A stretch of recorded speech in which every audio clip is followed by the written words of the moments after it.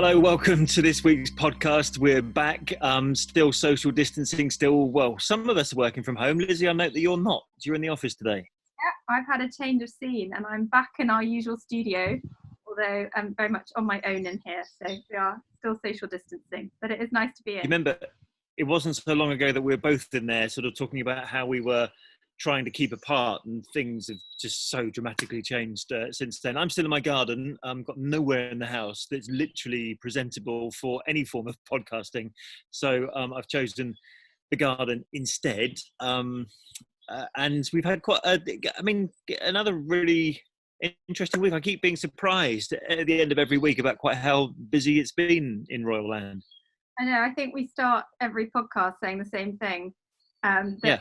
I'm really surprised how busy they're managing to stay during this. Yeah. At the risk of trampling all over your Robertson's Royal Rundown, I mean, we've got the Queen coming up again tomorrow. We've got Prince Charles and Camilla leading the national silence. You've heard from Meghan this week. We've had their court case. Do you want to sort of do it properly rather than me going through the list and do a proper royal rundown? You might have just stolen my thunder there. That's what I thought I might do. Yeah, so lots of birthdays this week. Archie celebrated his first birthday from Los Angeles, and we got to see some moving footage of him, which is only actually the third time we've had any moving pictures of Archie since he was born. So that was really nice to see him. It was also Charlotte's fifth birthday this week, and we had, as is usual for a Cambridge birthday, we got some new images of her taken by Mum, the Duchess of Cambridge. Yep. A lot to talk about with Duchess of Cambridge and photos this week. We have, yeah. She launched a new photography project in collaboration with the National Portrait Gallery. And finally, Meghan lost the first stage in her court case with the Mail on Sunday. So that was that hearing that we had a couple of weeks ago where Associated Newspapers were trying to have some parts of the case struck out, and they won that. And we've chewed over that a fair amount, but it's worth just touching on that, and we will do so a bit later. We should probably start, however, rather than in Sussex land, in Cambridge land, because I just thought what Kate did today. She appeared on ITV. She was on This Morning with Philip Schofield and Holly Willoughby. If you're watching in this country, two figures you will know very well. If you don't, it's a morning show on ITV to talk about this project that you just mentioned, Lizzie, because she calls herself a amateur photographer. We've had all those pictures that she's taken of her children variously, most recently the ones of Charlotte, and we'll come to those in a minute. In fact, let's have a sneak preview, if you're watching this on YouTube, of one of those pictures that Kate took of Charlotte. And she just wants other people to join in effectively and try and paint a nationwide picture of the UK and what it's been like living in the lockdown. Yeah, as you say, we know Kate is a good amateur photographer. She really enjoys taking pictures. She's patron of the National Portrait Gallery, and working with them, they have come up with this project called Hold Still, where they're encouraging people to send in their photographs from across the coronavirus pandemic. And she wants to capture the spirit of the nation, whether that's acts of kindness, bravery, resilience, any sort of mood of the nation that we've had. She's sort of show through these photographs, and people can submit them up until the 18th of June on the National Gallery's website. And then 100 images will be picked and displayed in a virtual gallery. We do everything virtually now. So you've been very busy, and this is a terrific idea. Hold Still, along with the National Portrait Gallery. What made you want to get involved? Well, I think we've all seen some incredible images out there, and heard some amazing stories. Some desperately sad stories, but also some really uplifting ones as well. And I really hope that through a project like this, we might be able to showcase some of those stories and to document and share a moment in time, I suppose, that we're all experiencing. And actually, there are lots of pictures, aren't there, that we've seen over the course of the last few weeks, both here in the US and around the world. Just funny, it's true what they say, isn't it? A picture paints 1,000 words. It literally can sometimes be just a snapshot of life in the UK, and there were a couple, weren't there, that Kate picked out. There was the nurse who pictured herself after spending a long shift wearing a face mask, and her face was sort of had red marks all over it, and she said, look, if this is a reason to stay at home, this is how hard it is on the front line. Kate spoke about that, and she also spoke about some other particular pictures of grandchildren seeing their elderly relatives as well, didn't she? She said she was moved by those. Yeah, she did. One picture that she particularly liked was a photograph of two little children, Florence and Edith, who are 3 and 1, and they were visiting their great-grandparents in Norwich, and there still is their great-grandparents inside their home, and the girls have got their hands up against the glass to say goodbye. And so we went to speak to their mum, took the photograph about that moment and how it happened and what it meant to her. The Duchess of Cambridge was so inspired by her photograph. Let's have a listen to what the Duchess of Cambridge said about that particular picture, and how the mum of those two little girls, Victoria Johnson, thought about the fact that her picture had been picked out by Kate. Moments like this, I think, are so special. You know, there's some desperately sad stories out there, but moments like this are really, are really heartwarming to see that actually that there is connection there. It's a new normal for all of us, but actually those moments can take place. And I think it really resonated with me, that photograph. I'm touched that she's seen it and it's inspired her for this project, or helped inspire the project, and so many other beautiful pictures that she's included in that. Just honoured that the girls and Nana and Grandad are involved. So what Kate wants to do is almost to create a sort of national picture of life in the lockdown, and there's sort of 3 categories, so that that there's not just ones that are emotional, but ones that are also uplifting as well. And you can submit them, and she will help choose 100 finalists as well. But in the course of the chat that she did with this morning, she revealed a little bit about what it's like in her own lockdown world, and what it's like trying to teach both George and Charlotte. I mean, many people will relate to this, different ages, of course, and therefore different levels of schooling. And it's not always easy to do that when you're at home trying to teach all your kids. You know, a few weeks ago how that they hadn't told the children it was the Easter holidays, and yes, right through that had amused us all. And this week we found out that George is perhaps not so keen on the homework that he's been given, and he'd rather be making spider sandwiches like his sister rather than doing literacy. What is a spider sandwich? I mean, you've got kids. I don't think I've ever had one. I mean, I was thinking, what is a spider sandwich? Is it where you're making it with chocolate or something? You're pretending there are spiders in it, or are you actually going to the garden and collecting spiders and putting them into a loaf of bread? I've absolutely no idea what a spider sandwich is. I've never made one. Maybe you could do that with your kids between this week and next week's podcast, and come back to us on what a spider sandwich is. We will investigate, but it's probably worth hearing just how Kate explains about George and his spider sandwich. Homeschooling is a challenge, as I imagine you're experiencing yourself. I also have 3 children at different ages, and it's quite difficult keeping them all occupied with their individual topics. Yeah, it's so true. And actually, George gets very upset because he just wants to do all of Charlotte's projects, like making sort of spider sandwiches, as far cooler than doing literacy work. Yes. I make him right. And whilst Kate is encouraging everyone else to take pictures, she was also talking about her own pictures that she takes. We're used to her taking pictures of her children. There was just more recently ones of both Charlotte and Louis, and I quite like the way that Kate was talking about the Instagrammable perfect picture versus the reality, and how both her and Louis were completely covered in paint when she tried to complete those images of him. Yeah, and I think moments like that, when she talks like that, it sort of brings a normality to the Cambridges that people can relate to them and their own family experiences. So I think it's really nice when she talks about family life, either in lockdown or normal times with children. I think people can really relate to them when she talks. We said this about Camilla last week, didn't we? These Zoom conversations that they're having, they're not interviews as such, they're discussions, but you find out some little nuggets here and there, don't you? And something about their personalities that you might not otherwise have got had they, say, launched this National Portrait Gallery project more formally at an event in London somewhere. You get to see a little bit behind the scenes, don't you? The covers are lifted just slightly. And if she'd been launching it normally at a fishing event, there would have been lots of crowds, lots of cameras, lots of reporters. And I wonder if doing these sort of Zoom calls in her own home with just her and other people, you forget that it's going to be broadcast to a nation. So maybe she finds it more natural to talk about.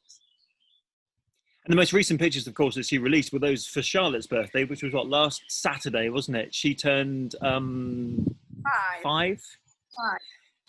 He said, questioning his own knowledge.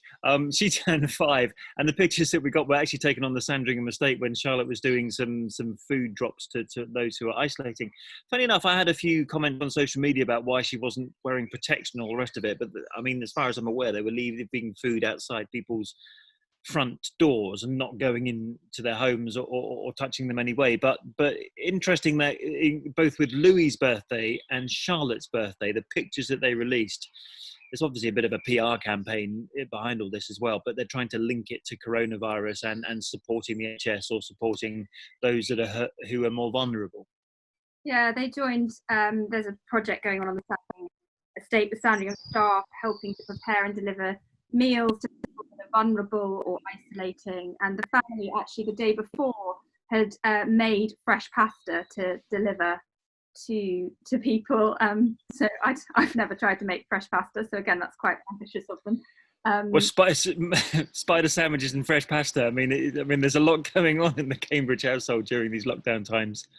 But it's very, it's great PR, isn't it? And very much on message, very much involved, and doing what's being done up and down the country, helping people that can't leave their homes at the moment because they're self-isolating. But you can just imagine those people answering the door to see Princess Charlotte there with a bag of pasta. I think probably got a bit of a shock. Talking of using your child's birthday and trying to link it to the current crisis going on around the world, Harry and Meghan did something not dissimilar. We spoke last week about Thomas the Tank Engine and all the rest of it. We got to see Harry. We got a glimpse of little Archie, didn't we? And actually, only the third time we've seen some video of him. And it was a story that Meghan was reading. Have a listen to the top of the story that she was reading to Archie to celebrate his first birthday. Good job. Hey, look, a duck. That's not a duck. That's a rabbit. Yeah. Here, can you turn the page? What happens after that? Are you kidding me? It's totally a duck. It's for sure a rabbit. What's on the next page? See? There's his bill. What are you talking about? Those are his ears, silly. It's a duck, and he's about to eat a piece of bread. So was it a duck or was it a rabbit? I didn't quite get through to the end to find out. What do you mean you didn't get to the end? Did you not? Well, I mean, I think I remember sort of trying. I was more focused on the wider message, which was supporting Save the Children. But did we ever find out if it was a duck or a rabbit? No, I think it's actually up to you to decide. I think it's a rabbit. Right. Okay. I thought rabbit too, to be fair. But who knows what Archie thought about it? But it's apparently one of his favourite books because he was like chewing it, wasn't he? As she was reading it. Yeah. Apparently a firm favourite with Archie, and sometimes gets read to him several times a day. And they read it at the weekends to him with this campaign, Save with Stories, Save the Children in mind. And this is helping to raise money for children across the world affected by the coronavirus pandemic. Do you think that they had a long thought about how to do this? Because there had been some criticism of Harry and Meghan putting out the letter to the tabloids, focusing attention kind of on their relationship with the media at a time when the whole world is focused on coronavirus. I think they gave this a lot of thought, and I thought it was a pretty unique and good way of doing it, wasn't it? It linked his birthday with raising funds for Save the Children, both in the US and in the UK, who are raising money through this Save with Stories campaign. Yeah, they clearly wanted to mark his birthday, his first birthday, somehow. And had they still been working members of the royal family with their active social media accounts, then there probably would have been that image posted, like we see with the other children, like we'd seen with Archie occasionally in the past, that photographs posted for. Yeah, but they're not using sussexroyal.com. They haven't got their Instagram account. I looked yesterday, there's still 11.2 million people watching that account, even though they don't post to it anymore. And I mean, this was all posted through Save the Children, wasn't it, to try and drive traffic towards this particular campaign? Yeah, and they were very keen that the traffic was driven to Save the Children, and that it wasn't, that the focus didn't the messaging around why they'd done this. They didn't want people ripping it off and just posting it on websites without driving them to Save the Children. And a lot of people say about Harry and Meghan that whatever they do, they get criticised. I just thought on this particular occasion there wasn't anything really to criticise them for. I think we'd imagined we'd probably get something of Archie to mark his first birthday, and I think we probably thought we'd get a photograph. And so to actually get a 3-minute video of him, it was, you know, lovely to see him. And actually, the video was filmed by Dad, by Harry, and you could hear him a couple of times. There's probably 2 bits worth pointing out. There was one bit at the end when they cheered, but there's also a bit in the middle where Harry can be heard quite clearly making duck sounds. Wait, listen, did you hear that? I heard duck sounds. Quack, quack, quack. Quack, quack. Quack, quack, quack. Quack, quack, quack. And whilst we thought we wouldn't be talking about Harry and Meghan anymore, we are, and we have done for the past couple of weeks, partly because of the court case, now because of the video. Even though that court case was last week, it happened after we recorded the most recent podcast. It's worth just running through that in the pre-trial hearing that was going on between Meghan and the Mail on Sunday, which she is suing for publishing the letter that she sent to her father. It was round 1 to the Mail on Sunday because there were certain bits of the case that Meghan wanted the courts to consider. She claimed that the Mail had an agenda against her. They were trying to stir up issues between her and her father. But the Mail had those 3 claims by Meghan, what's called struck out of court. So as we said, round 1 to the Mail on Sunday, wasn't it? Yeah, that's right. I think, you know, important that we follow up on that. We've mentioned it a few times, so that's where we are now, but still we're not at the trial stage. This is all pre-trial, where they work out how the case moves forward. And they still, you know, the privacy case, which is at the heart of all this, which is, should the Mail have published the letter that she sent to her father in private, should that still been published in a national newspaper and on their website as it was in February of last year? And Meghan is sticks to her guns. She says that was a breach of her privacy, and the legal action against Associated Newspapers, the owner of the Mail on Sunday, continues. Yeah, they published a statement via their legal team at Shillings immediately after this ruling was made, and they said that, you know, even though these areas have been struck out, that the case still remained. It still remained a privacy case. Indeed, but anyway, we've now, you know, seen Meghan more recently. Of course, that video of her with Archie was filmed just last weekend for his birthday earlier this week, and you know, that will remain a continuing story, I'm sure, as that legal case progresses from this stage to the next. So that was last week. What's coming up in the next week? Because quite a big day here in the UK tomorrow as we celebrate the 75th anniversary of Victory in Europe, otherwise known as VE Day. That's right. I haven't had a look ahead list in recent podcasts, but this week I do have one big thing to mention: the 75th anniversary of VE Day, and we will hear a message from an address to the nation from the Queen at 9 p.m, which is exactly the same time that her father, King George VI, made an address on the 8th of May in 1945. So I think that's going to be, you know, it'll only be the 6th special televised address she has made in her reign, so it's going to be a very important. And 2 of them have been in the last month, so which is quite something, isn't it?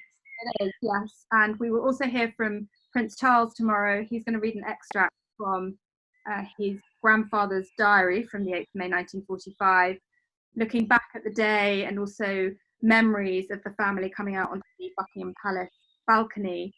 And earlier in the day at 11 a.m, he and the Duchess of Cornwall are going to lead the nation in a 2-minute silence from Scotland.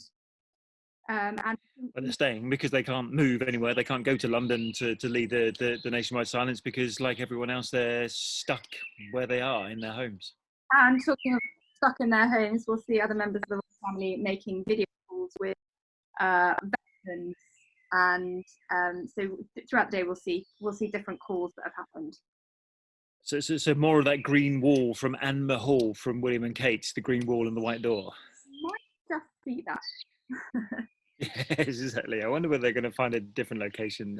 Probably not. It's probably the safe location they've chosen for good reason as well. So actually quite a big day for the Royals tomorrow. I mean, the Queen's national broadcast was always on the cards, wasn't it?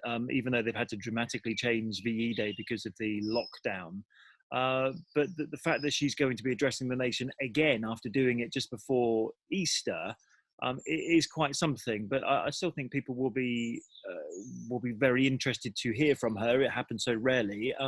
And here is someone who remembers what it was like. There are not many people who remember what it was like on 8th of May 1945 to celebrate with the crowds that had gathered around Buckingham Palace to celebrate the end of the war in Europe. But she did, didn't she? We talked last week about her on that day going out to celebrate with the crowds and what a moment that was for her. And I think in the last televised broadcast we heard from the Queen earlier on, talked about that wartime spirit and coming through difficult times. And I think you can probably link the period we're going through now as difficult times and seeing light at the end of the tunnel. She sort of linked the two quite cleverly in her last message.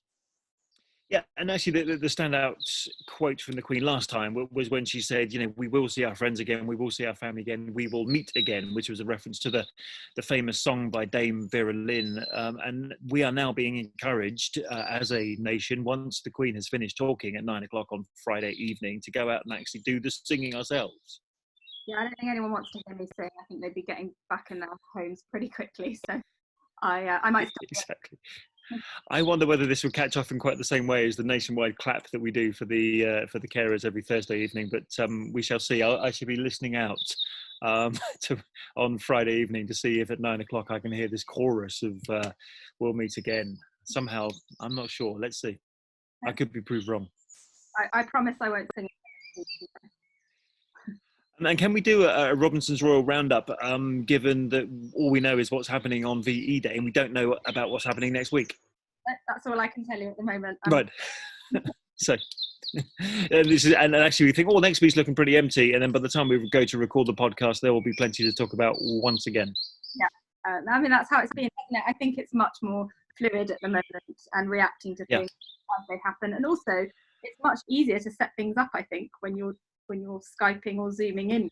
So it's not requiring quite the same level of organisation and recipes and op notes and all of that. And security and cameras and rotors and all the rest of it, and crowds and the Lord Lieutenant of whatever county that they happen to be in having to meet them. So it must be a dream to talk about. And actually, as we were discussing, weren't we, earlier in the week, that actually some of William and Kate's staff have actually gone to work for the government at the moment in to help with the coronavirus crisis, because there's a lot of work going on in government. So there are actually a few members of staff down at the moment. They are, but as you just said, I mean, the fact that we're not going out and about and we're not going on tours and we're not doing quite the number of engagements that we would normally do, things are obviously very different in terms of covering them. But also I think they're very conscious about this. This is all moving it's very new and it's moving very quickly, and they're obviously wanting to be very much in step with what's happening and reacting to it. So I think, you know, obviously if you plan too far in advance, things could have changed quite quickly. Yeah, and actually we're expecting a big announcement in this country at the weekend about how they might slightly change the lockdown rules. So it'd be very difficult for the royal family to plan too far ahead. Nevertheless, I make a prediction that next week we'll probably be talking about somebody's Zoom conversation that they've had either from Anna or from Burke Hall, and also that we'll have to the Queen's national address to talk about as well and to dissect. Yeah. Right. Okay. you'll be in, I don't know where we'll be next week, whether I've found a corner of my house I can use, whether you'll be in the studio or back in your flats, your apartment in London. Let's see where we are next week, whether we're even allowed to go into the office. Thank you for continuing to watch or listen, however you do get this podcast, and we will see you next week.